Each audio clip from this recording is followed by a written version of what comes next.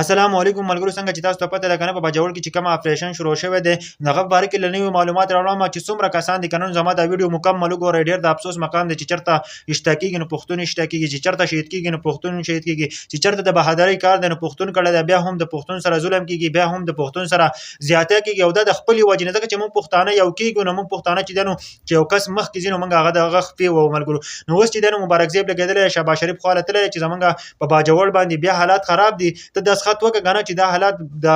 کوم اپریشن چې دنو دا چې بند شي ځکه چې موږ باجوړ تباہ او برباد کو خزي چې دنو هغه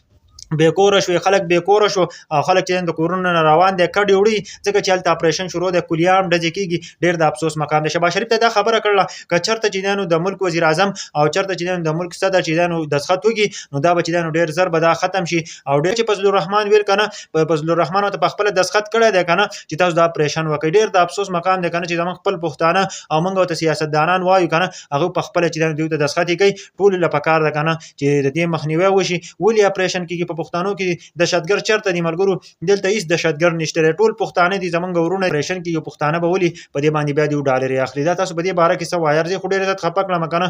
چې دا ولي په پښتنو سره ظلم زیاته کیږي، ولي پښتون اشته کیږي چې په کم ځای کې سخت وخت راشي نو بیا پټان بای بیا پښتون چې دنو غور مخ ته کیږي. کچرته چې دنو راحت راشي په پښتون باندې ظلم اپریشن کوي، کچرته پښتون ترقی کوي، کچرته پښتون आवाज چوتای نو بیا هغه پښتون چې دنو د دنیا نه رخصتي ولي داسې کیږي. نو موږ د پښتنو سره ولي ظلم زیاته کیږي؟ موږ د خپل وجه نه چې دنو ناکام یو، موږ د یو بل خپینواله کنه نن بچ دا اپریشنونه نه کېده او موږ د یو بل خپې وو چې چرته په موږ کې یو سړی مخ کې کیږي وای دا د پارټي دی دغه پارټي دی موږ چې دنو په سینور پارټي والا خبرې کو کوم چرته د خپل پښتون قدر کوله د خپل نوجوان قدر هم کوله نو نن به دا اپریشنونه نه راتله، نن به چې د پښتون سره ظلم نه کېده، نن به د پښتون سره زیاته نه کېده. چې زما څومره کسان دا ویډیو ګورئ دا شیر کوي کنه چې هغه خلکو ته ورسي چې ولي په پښتون سره ظلم کیږي زیاته کیږي. دا اپریشن چې دنو د ختم کړل شي ځکه چې الته چې دنو ډېری خزو چې دنو هغه رواني وي او هغه چې دنو ګډ وړي د ځګینه ځکه چې الته اپریشن شروع دی ظلم زیاته کیږي. هیڅ څوک نه غواړي چې زما د کور نه دی یو نوجوان او زما د کور نه دی یو کس نیمګړی شي او هغه د دنیا نه رخصت شي، یو کس هم